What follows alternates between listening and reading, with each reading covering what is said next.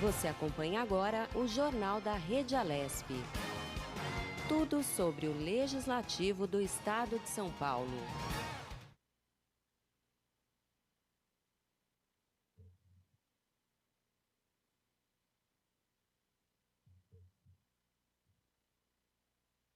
Os 616 pessoas já vacinadas e você confere muitas informações que o Jornal da Rede Alesp traz agora para você. Hoje a gente fala sobre mais uma palestra abordando a importância da assessoria de imprensa na comunicação política do ILP. A gente fala de uma análise da reforma tributária e quais os benefícios e malefícios para o Brasil. Outro assunto muito importante que a gente aborda por aqui são as consequências do desvio no septo nasal. O Jornal da Rede Alesp começa agora. Jornal da Rede Alesp. Abrindo o nosso jornal de hoje, a gente fala com a repórter Priscila Silvério, que traz os assuntos mais importantes aqui do Parlamento Paulista. Bom dia, Priscila. Bom tê-la de volta aqui ao Jornal da Rede Alesp. Tudo bem contigo? Bom dia, Julie. Bom dia a todos que acompanham a programação da Rede Alesp. Estou bem, graças a Deus. Família toda se recuperando. Daqui a pouquinho a gente vai estar aí também nos estúdios para tocar o jornal com vocês. Bom, eu vou falar um pouquinho, então, da programação aqui da Assembleia, né, hoje, e depois eu entro para falar também do restante da semana, mas hoje já tem bastante coisa. Olha, às 1h30 da tarde, tem reunião da Comissão de Finanças, Orçamento e Planejamento. Na pauta tem 14 itens, tá? Essa reunião ela vai ser transmitida pela Rede Alesp e também no canal da TV Alesp no YouTube. Eu vou trazer aqui alguns projetos que estão nessa lista para votação. Projeto 444 de 2017, de autoria do deputado Gil Lancaster, autoriza o Poder Executivo a criar a Central de Atendimento Gratuito para crianças e adolescentes em situação de ameaça.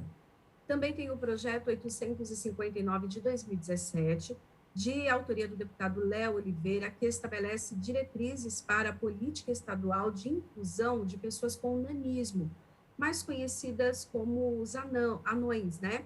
Com o objetivo de proporcionar melhor qualidade de vida a essas pessoas aqui no estado de São Paulo. E também o projeto 509 de 2019, de autoria do deputado Rafa Zimbaldi, que institui a Semana de Conscientização sobre os Fogos de Artifício. O presidente dessa comissão é o deputado Gilmaci Santos, do Republicanos. Na sequência, na verdade, elas vão até acontecer em conjunto, né? Porque uma começa às 1h30, a outra às 2h da tarde, é a reunião da Comissão de Educação e Cultura. Tem a finalidade, então, de apreciar 28 itens que estão na pauta. Também vai ter a transmissão pela TV Alesp, né? Pela Rede Alesp e também pelo canal da TV Alesp no YouTube. Olha, é o projeto de lei 148 de 2017, de autoria do ex-deputado Cezinha de Madureira, que autoriza a redação do artigo 3º da lei número 10.247 de 1968, que dispõe sobre a composição do Conselho de Defesa do Patrimônio Histórico, Arqueológico, Artístico e Turístico do Estado de São Paulo. Esse é o único projeto de lei em votação.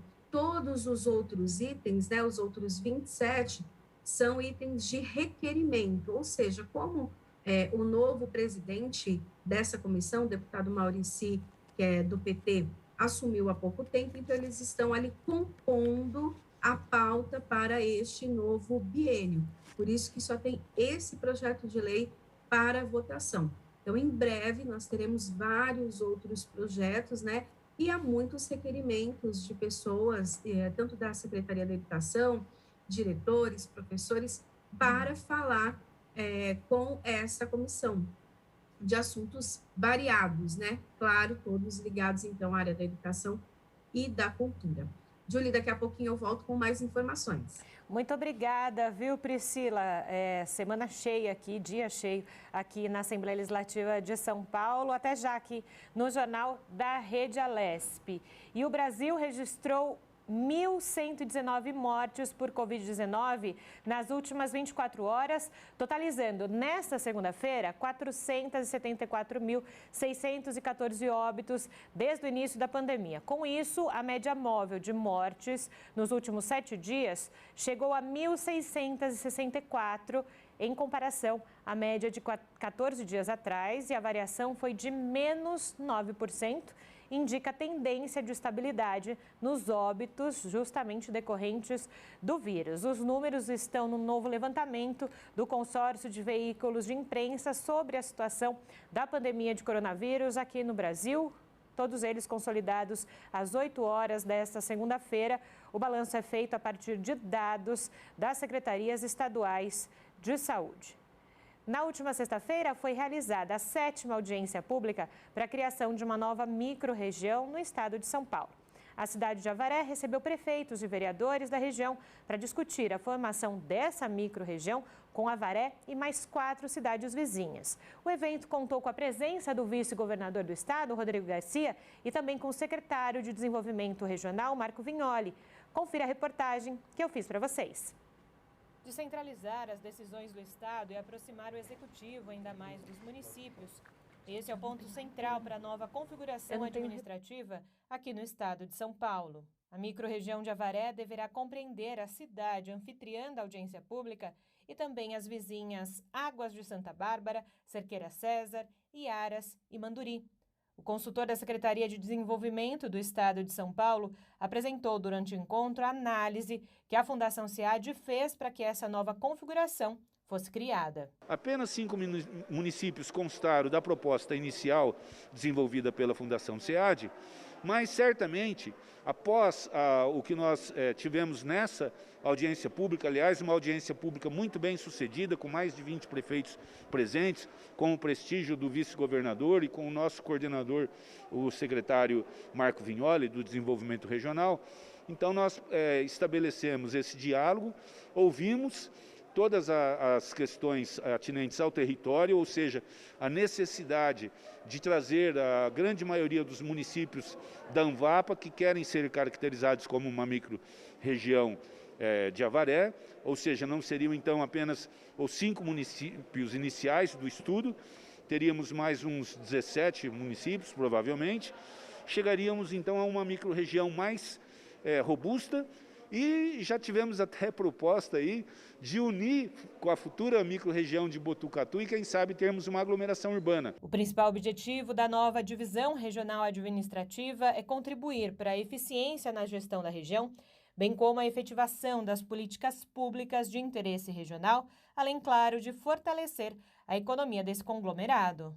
É momento nosso para poder a gente reivindicar a nossa região, a nossa regional, que a gente, através do prefeito Betinho, que é presidente da ANVAPA, sabe que a gente abrange 17 municípios, 17 a 18 municípios. E a proposta aí só tem 5 municípios. Então, a gente tem que, nós, da região, batalhar que esses 18 municípios venham para a nossa região. Como o vereador Flávio explanou, é muito importante a vinda desses municípios para a nossa região, para pleitear algumas questões, algumas coisas importantes para a nossa região. Acho que a palavra união faz a força, e se a gente estiver unidos aí, os demais municípios, a gente consegue lutar por mais conquistas para a nossa região. A proposta da criação das micro-regiões visa o desenvolvimento econômico dos municípios também a longo prazo. E a ideia desse novo modelo administrativo é justamente diminuir as desigualdades em todo o estado de São Paulo. É fundamental nós repensarmos o estado de São Paulo. Isso foi feito há 40 anos atrás pelo governador Franco Montoro e chegou a hora de nós adequarmos o nosso estado à nova realidade. Os meios de comunicação, a tecnologia vieram para ficar e é fundamental que a gente possa pensar São Paulo para os próximos 20, 30 anos. Por isso, essa audiência pública em Avaré tem esse objetivo de ouvir a sociedade, aperfeiçoar o projeto e encaminhá-lo à Assembleia, que vai, ao longo dos próximos meses, debater e discutir. O Legislativo terá papel fundamental na criação das novas micro-regiões no estado de São Paulo. Após os debates no interior, o Executivo encaminhará à Assembleia Legislativa de São Paulo o projeto de lei complementar que validará a nova configuração no estado. Esse processo de nova federalização, ele é pensado justamente em um formato em que a Assembleia tem a palavra final nessa definição das regiões, né? Nós criamos a conceitualização, estruturamos a proposta, colocamos um modelo em que fica de pé economicamente e também juridicamente para o Estado, naquilo que preconiza o Estatuto da Metrópole. A Assembleia, que tem esse sentimento do povo, das regiões do Estado, com seus representantes, para poder trazer a arte final disso. Então, é um grande projeto em parceria com a Assembleia de São Paulo. Nós temos os municípios, a Assembleia e o governo envolvidos. Justamente por essa questão, alguns parlamentares aqui da Lesp acompanharam a audiência pública para garantir melhor entendimento para os debates na futura votação do PLC. O que é audiência pública?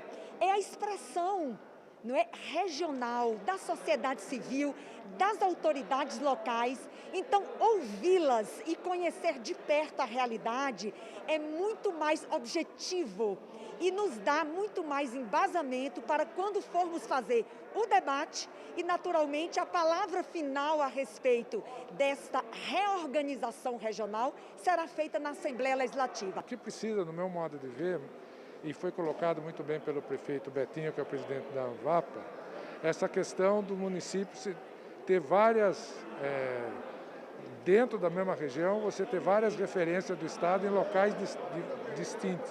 Então isso cria umas dificuldades operacionais e muitas vezes dificulta uma ação mais otimizada, uma ação mais organizada. Então eu entendo como positivo essa discussão de uma nova reorganização administrativa do Estado de São Paulo. Com a fala do nosso vice-governador, do Rodrigo Garcia, também a gente sente uma outra virtude, que é a da perseverança. Então, e perseverar significa querer apesar de tudo, né? E a gente sente isso hoje no desenvolvimento, tanto na busca do desenvolvimento local, regional e global do Estado de São Paulo, essa locomotiva, né? Essa vontade de querer, de realizar, de fazer as coisas apesar de tudo. Graças a essas reformas, hoje nós temos condições de ter vicinais pavimentadas, restauradas, recuperadas, para poder escoar a safra, principalmente daqueles que muito nos criticaram, mas vai ter rodovias de qualidade para poder atender a demanda, atender o transporte. As audiências públicas para a nova divisão regional no estado seguem pelo interior paulista nas próximas semanas. Atualmente, são 16 regiões administrativas em todo o estado de São Paulo. Todas as audiências públicas terão a transmissão da Rede Alesp. E agora vamos com a nossa primeira entrevista. A gente faz uma análise da reforma tributária e quais os benefícios e malefícios para o Brasil. O governo federal e o Congresso chegaram a um consenso sobre a tramitação da reforma tributária e a proposta será fatiada para que comece a tramitação iniciado pelo PL 3.887 do ministro da Economia, Paulo Guedes, que unifica contribuições como o PINS e o CONFINS. Sobre esse assunto, a gente conversa agora com Edson Fernandes, ele é advogado tributarista. Bom dia, doutor Edson, bem-vindo ao Jornal da Rede Alesp, tudo bem com o senhor?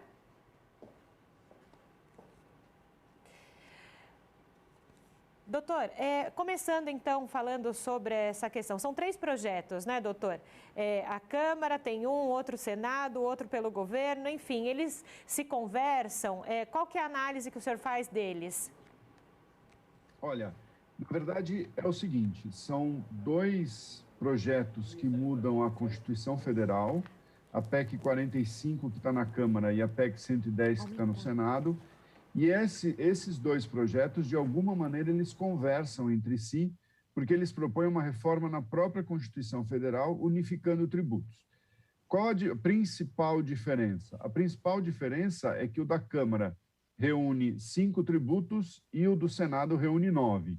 Né? Mas a estrutura é muito parecida. Claro, há alguns detalhes diferentes, mas a estrutura é muito parecida. O terceiro, que é o projeto de lei 3887, ao qual você fez referência na abertura, ele é um projeto de lei, então a tramitação é mais simples, não precisa alterar a Constituição Federal.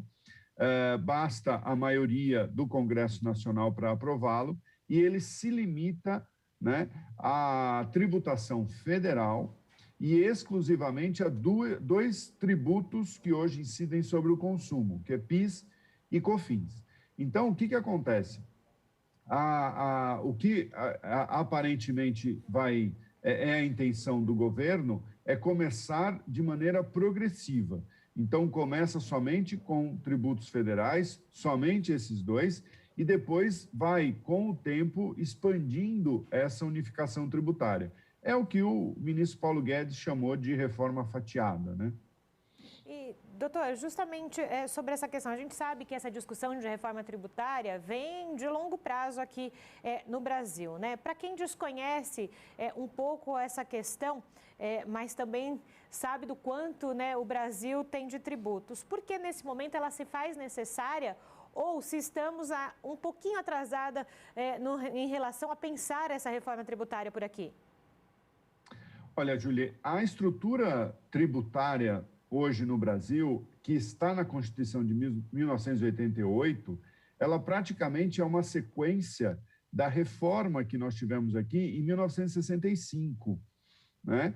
Então, vejam, nós temos aí quase 50 anos, mais de 50 anos dessa reforma tributária. E a economia mudou muito nesse tempo todo, né?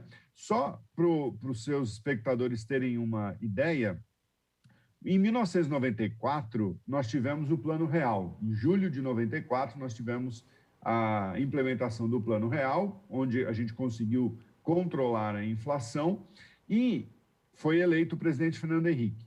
Em 1995, o ministro do Planejamento do então presidente Fernando Henrique Cardoso, que era o ministro Pedro Parente, ele encaminhou uma proposta de reforma tributária para o Congresso Nacional. Vejam, em 1995. Desde lá, nós estamos tentando reformar o sistema com base numa economia diferente da economia do fim da década de 1960 e mais numa economia sem inflação, numa economia, ou pelo menos sem a hiperinflação que nós tínhamos, numa economia um pouco mais controlada. O que acontece agora, Júlia, é que nós fomos atropelados por aplicativos, por essa nova economia digital, economia compartilhada. Então, efetivamente, o nosso sistema tributário hoje, ele não dá a resposta que precisaria dar a essas novidades.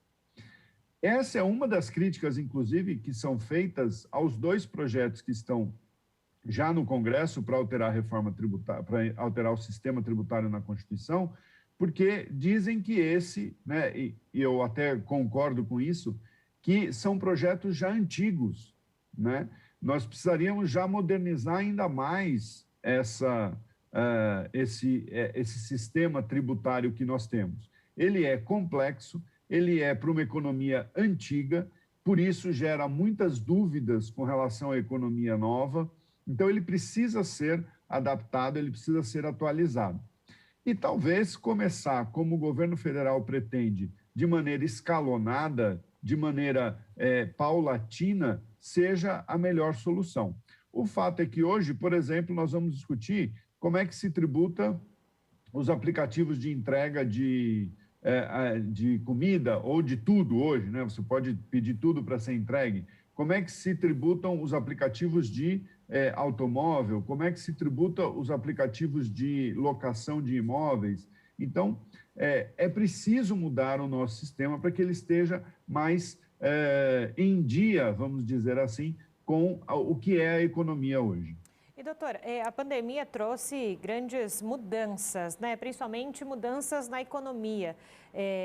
O quanto essa reforma tributária vai também mexer nessa questão econômica dos municípios que já perderam muito da sua arrecadação por questões econômicas nesses últimos meses?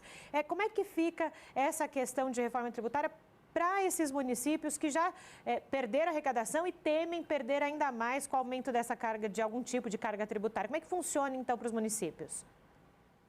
Muito bem colocado, Júlia, e uma pergunta muito importante, né? O André Franco Montoro, antigo governador de São Paulo, ele dizia que nós não moramos na União, nós não moramos no Estado, nós moramos no município, né? Então, o município é o ente federado mais importante para o cidadão, é o que está mais próximo do cidadão. E com a pandemia, você falou muito bem, foi aquele que mais perdeu. Por quê? Porque os municípios hoje, eles tributam o serviço, e esse serviço de pet shop, de salões de beleza, esse tipo de coisa, e foi o mais afetado, né? Na parte do Estado, por exemplo, que é o ICMS, teve, obviamente, alguns setores que foram impactados, mas muitos se continuou vendendo. Então, os municípios foram os mais afetados nesse ponto. O que acontece, assim, a reforma tributária pensada pelo governo, fatiada pelo governo, não atinge os municípios nesse momento. As reformas que estão na Câmara e no Senado, sim, essas atingiriam já os municípios, porque inclui o imposto sobre o serviço, que é o ISS, em todo esse, nesse imposto único sobre o consumo que se pretende criar. Mas o interessante, Júlia, é que é o seguinte, antes da pandemia, por que os municípios tinham até uma certa resistência em aceitar esse ingresso, né? Porque eles poderiam perder receita em ter o imposto deles nesse imposto unificado. Porque o que tem acontecido, isso a gente percebe no dia a dia, né, nós como cidadãos, como consumidores, que cada vez mais nós consumimos serviços e menos mercadoria, né? Então, muito mais hoje nós contratamos um carro para nos levar de um lugar a outro do que estamos interessados em adquirir um automóvel, né? Então, a economia, ela caminha do comércio para o serviço. E a expectativa de arrecadação dos municípios era muito grande por causa disso, né? Agora, com a pandemia, provavelmente a gente vai ter que repensar isso. Mas, de qualquer maneira, o que se espera é que depois de todo mundo vacinado, o que o governo federal promete até o fim do ano, o governo estadual até outubro, né? O que se espera é que a gente volte com alguma normalidade, né? Não vamos voltar como era antes da pandemia, mas com alguma normalidade a gente volte. E aí nós vamos voltar a discutir esse tema. Por isso, então, que é muito provável que os municípios estejam querendo esperar efetivamente para ver o que vai acontecer. Hoje eles foram estão bastante afetados pela pandemia, mas nós estamos falando de uma reforma permanente, algo que vai ser eterno, o que a gente espera que a pandemia não seja. Então, os municípios provavelmente, apesar de estarem perdendo agora, eu não sei se eles ainda são, ou se eles já são favoráveis a essa reforma tributária. Então, mais uma vez, começar ela fatiada pode ser uma boa estratégia. E, doutora, a gente está falando dos impactos, então, em alguns setores e, na verdade, em alguns locais. Então, a gente falou dos municípios, falando agora das empresas, dos empresários, dos trabalhadores. Qual o impacto, então, dessa reforma tributária para esses segmentos? Então, Júlia, o que se diz é o seguinte, que um jargão no meio tributário econômico que empresa não paga imposto. Quem paga imposto são os consumidores, porque tudo isso é repassado para o preço. Só que nós temos que ver isso com uma certa ressalva, né? Porque não adianta, a empresa não vai conseguir repassar todo um aumento de carga tributária para o consumidor vai deixar de comprar se o preço ficar muito caro. Então, há impacto sim para as empresas. O que acontece hoje, Júlia, é o seguinte, nós temos uma tributação, além de complexa, muito desigual, né? E por conta da desigualdade, ela acaba ficando ainda mais complexa. O que eu quero dizer com isso? Nós temos setores que têm incentivos fiscais, então pagam menos impostos. E outros setores não têm incentivos fiscais e acabam assumindo essa carga. O que se pretende na reforma tributária, seja ela parcelada ou não, né? Ela fatiada ou não, o objetivo final é ter um sistema mais simples, né? Mais fácil de se entender. E isso requer uma uniformidade na tributação. Por que eu estou dizendo isso? Porque alguns setores vão ter redução na carga tributária mas outros vão ter aumento de carga tributária. Então, nós precisamos ver como é que isso vai ser absorvido pelas empresas.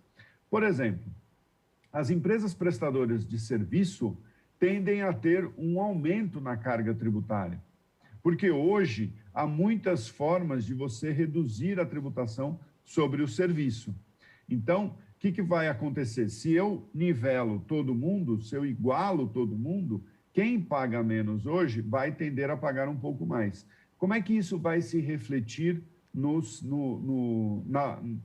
na atividade dela, né? Agora, outras empresas que têm uma carga maior, elas vão acabar sendo desoneradas, não totalmente, mas vão ter o imposto reduzido.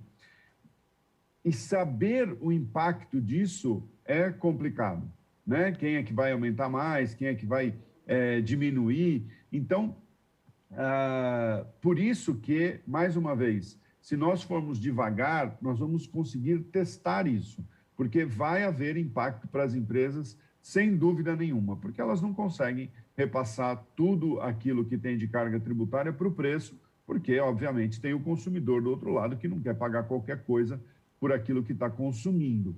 Então, tem impacto, sim, e principalmente um impacto, esse é certo que vai acontecer para todas as empresas, é que haja uma redução na burocracia.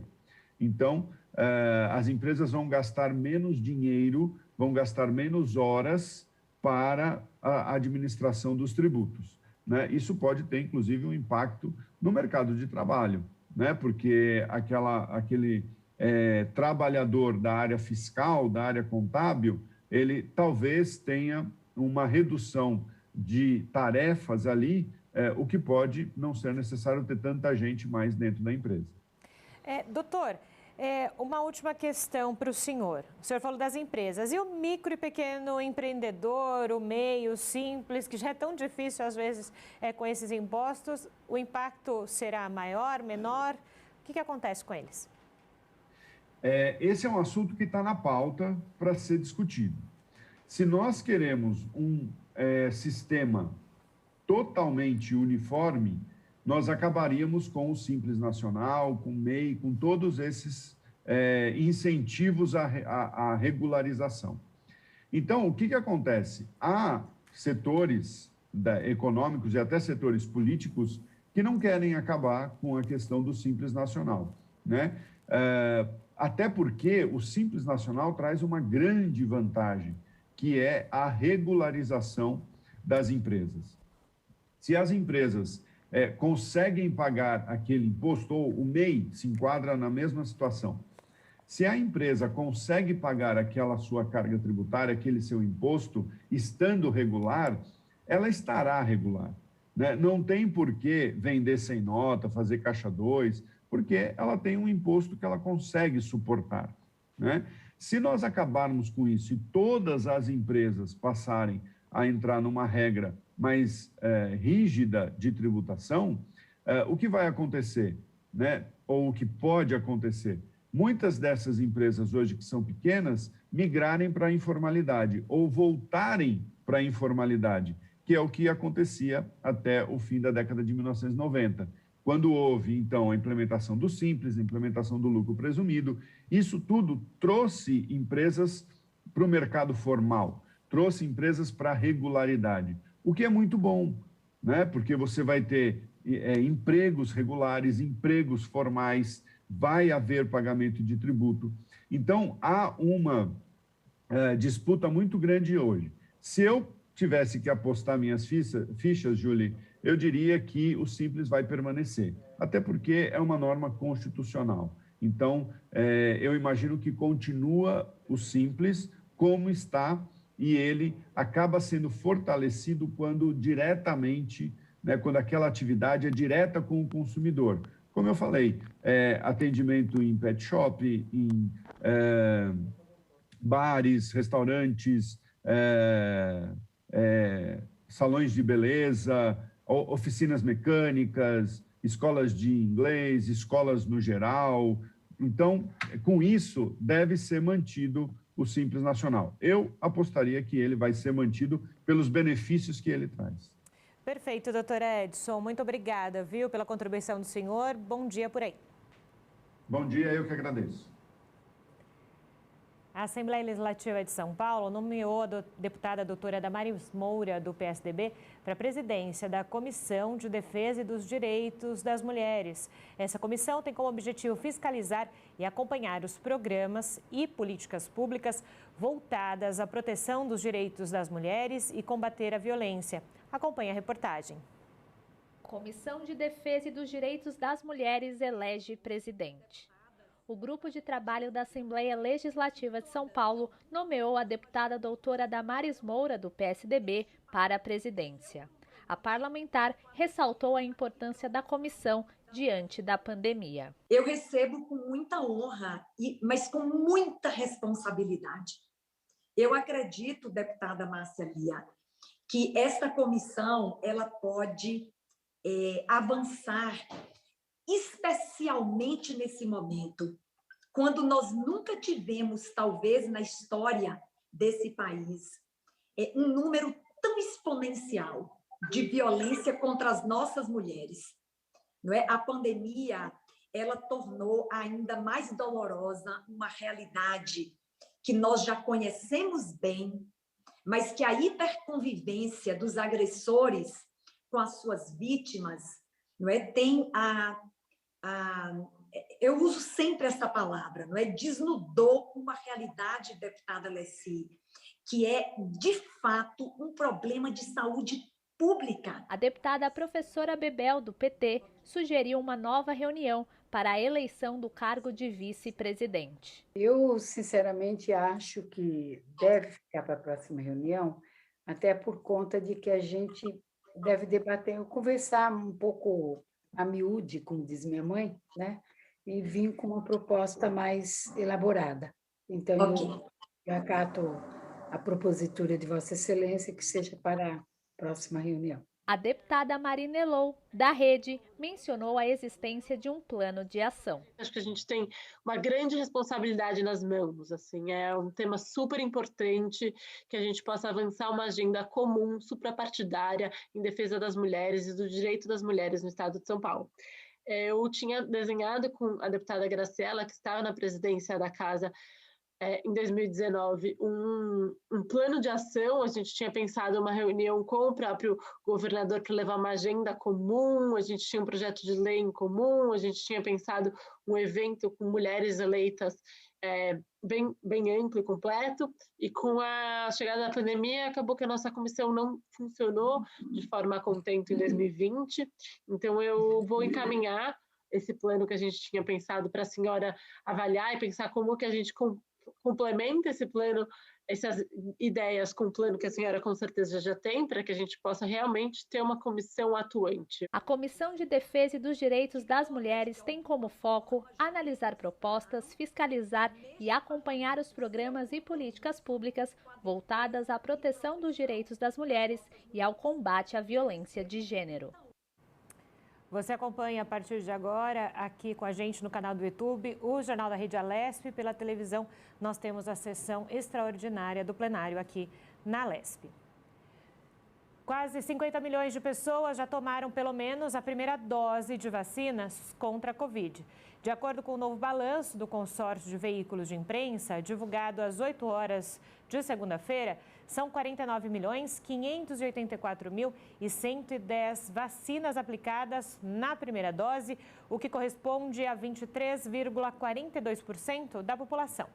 Já a segunda dose foi aplicada em 23.026.663 pessoas, o que equivale a 10,87% da população. No total, somando a primeira e a segunda dose, foram 72.610.773 vacinas já aplicadas. Agora a gente fala aqui no Jornal da Rede Alesp sobre consequências do desvio do septo nasal. O desvio do septo nasal é uma tortuosidade na estrutura nasal. E essa tortuosidade é algo extremamente comum e não é algo que precise necessariamente de uma correção. A correção é indicada apenas quando o paciente precisa de uma melhora na respiração ou quando se apresenta algum sinal de que a própria respiração está comprometida por algum tipo de obstrução. E a gente conversa agora por aqui com o médico Mário Dossi. Ele é otorrinolaringologista e especialista em rinoplastia. Bom dia, doutor Mário. Tudo bem com o senhor? Bem-vindo ao Jornal da Rede Alesp. Olá, bom dia. É um prazer estar aqui com vocês. Satisfação muito grande. O prazer é nosso, doutor. A gente está falando sobre, essa questão do desvio de septo. A pessoa já nasce com ele? Como é que funciona? Como é que é isso ao longo da vida? Para a gente começar o nosso papo. Bom, a maioria dos desvios do septo tem uma origem traumática, né? E, às vezes, o paciente não se recorda disso porque pode acontecer mesmo na infância. Então, a criança, né, quando ela é bem pequena, a estrutura do septo nasal é predominantemente cartilaginosa. Então, quando a criança está aprendendo a andar, ela pode ter uma pancada no nariz e isso faz com que, conforme o crescimento for se dando, essa tortuosidade ela vai aumentando. Então, o desvio do septo nasal é normalmente a origem é traumática. Agora, doutor, essa questão do trauma, né? Você teve um trauma e você precisa, então, de um procedimento cirúrgico. Se você não tem o trauma, pode ter acontecido algo na sua natureza que possa levar a um desvio de septo ou não? Sempre é relacionado a algo traumático. Eu digo isso porque às vezes as pessoas acham que podem estar com alguma obstrução, não estão respirando direito, aí falam que não, meu septo que tem um desvio. Como é que funcionou? Porque ronca muito? Tem a ver essas questões? Sim, é uma coisa...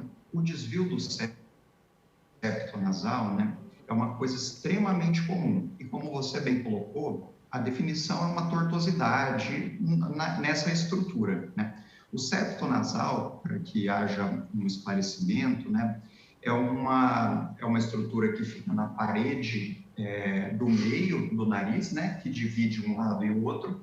E na parte anterior, na frente, é constituído por uma cartilagem, e mais para trás, mais posterior, por lâmina óssea, né?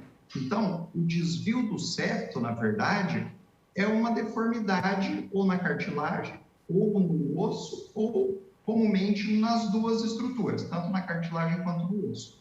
Só que o desvio do septo nasal, a maioria das vezes, ele não causa um desconforto grande para o paciente. Porque se ele for um desvio discreto e numa localização que não é tão estreita, ele não vai acarretar muito problema. Só que além do desvio, a gente tem várias outras causas de obstrução nasal e de ronco. Então, o desvio do septo nasal é uma das causas de obstrução nasal. Mas é muito comum a pessoa ter o desvio do septo para um lado, por exemplo, a gente sempre fala que a tortuosidade é para o lado convexo, né? Então, a pessoa tem a tortuosidade para um lado e é o outro lado que obstrui. Por que isso? Porque na parede lateral do nariz, a gente tem umas estruturas que chamam conchas ou cornetos inferiores. Essas conchas ou cornetos, quando ela aumenta, seja por um resfriado, seja por uma rinite alérgica que está atacada, ela promove a obstrução do nariz. Então, assim, não é todo desvio que necessita ser corrigido e boa parte das obstruções nasais são associadas entre o desvio do septo e o aumento dessa carninha, que é a concha nasal inferior. E, doutora, a gente está falando uma cirurgia, enfim, um procedimento cirúrgico, justamente para que se tenha essa melhor respiração e afins. Estamos num momento de pandemia, todos com ressalvas com relação à Covid, a gente sabe que ela afeta muito a questão respiratória. Pergunto para o senhor, que correlação se tem de quem tem desvio de septo nasal, se por acaso acaba pegando a Covid, tem maior dificuldade de respiração? Há essa correlação ou não, nada a ver? Na verdade, quando a pessoa tem um desvio do septo nasal, qualquer fator que leve a um inchaço da mucosa do nariz por qualquer infecção viral ou bacteriana, ou uma alergia que está na fase aguda, quem tem o desvio sente mais, porque a parede, o pertuito que passa o ar, o canal de ar já é mais estreito. Então, em qualquer infecção de via aérea superior, a pessoa que tem um desvio do septo nasal, ela vai ter uma obstrução mais pronunciada. Agora, doutor, como é que funciona essa questão para crianças e também para os adultos, principalmente nessa questão do procedimento cirúrgico? Claro, procurar um especialista é mais do que importante para que ele avalie essa questão.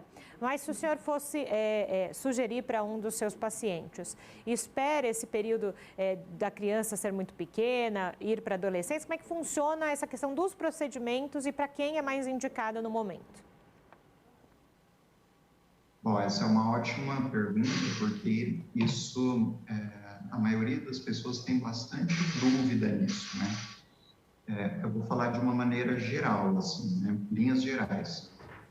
O desvio do septo nasal, apesar de ocorrer em criança, a maioria das vezes ele não é cirúrgico. Por quê?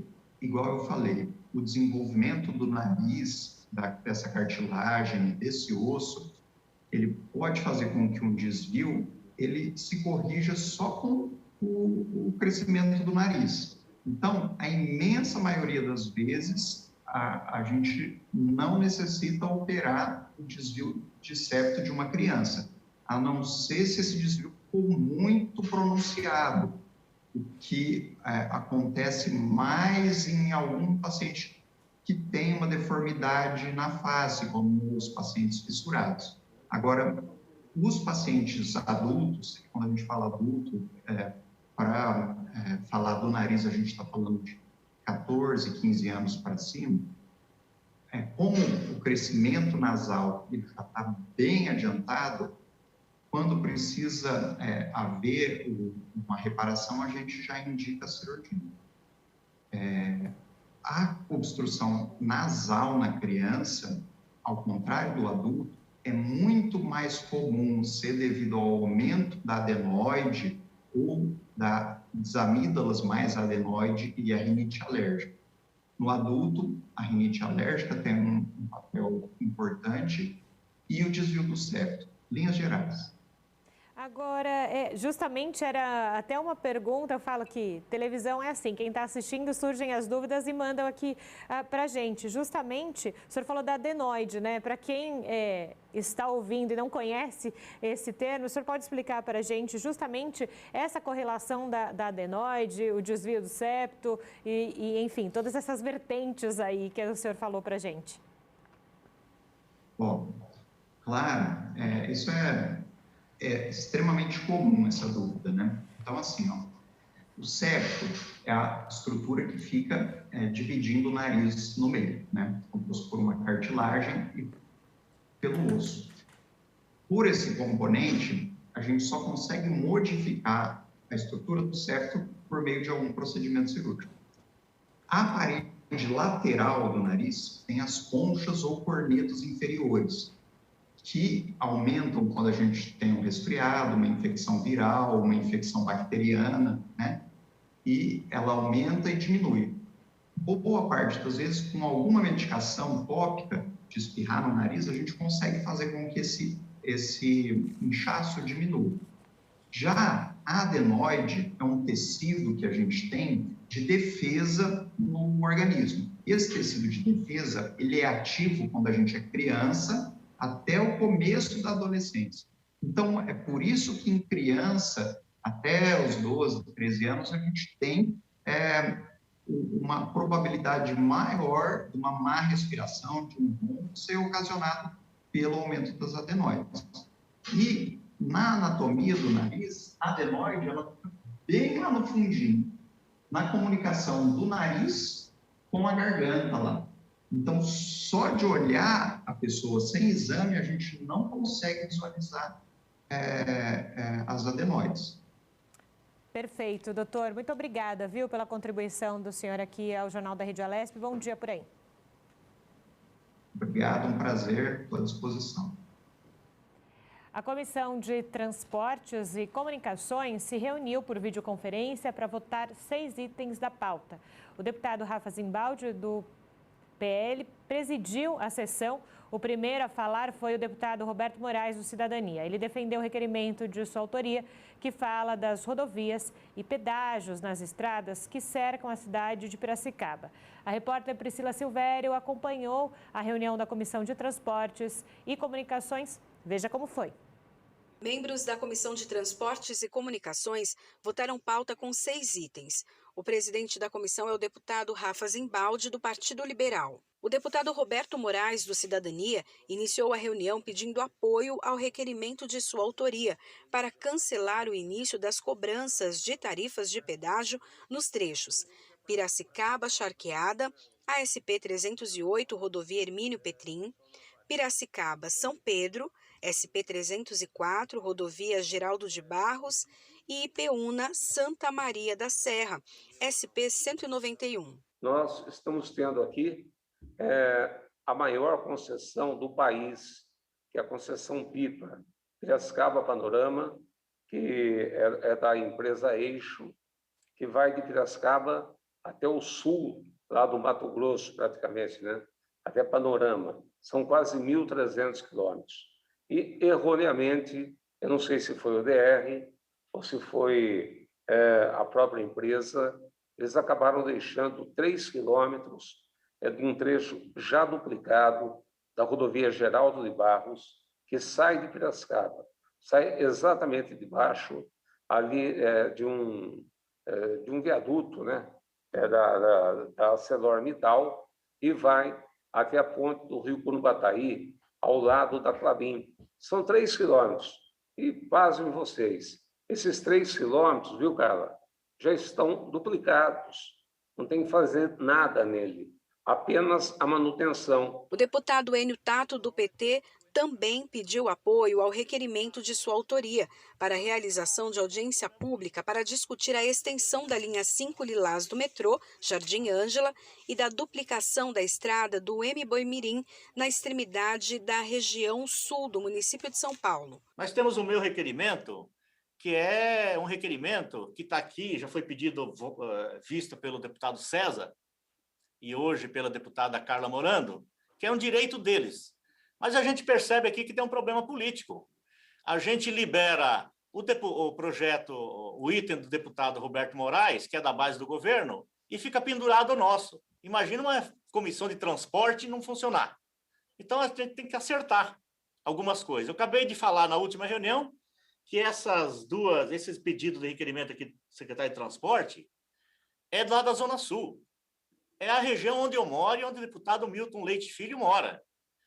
2 obras importantíssimas. A gente quer conversar com os diretores, com o secretário, a respeito dessa obra. Os requerimentos receberam pedido de vista e outros 3 também. Apenas o projeto de lei 276 de 2019, de autoria do deputado Mauro Bragato, do PSDB, que denomina Daniel Pachega, a ponte localizada nas proximidades do quilômetro 440 ao 442 da rodovia Assis Chateaubriand, SP 425, em Indiana, que foi aprovado. Vai para um rápido intervalo, nós voltamos já já com mais informações para você.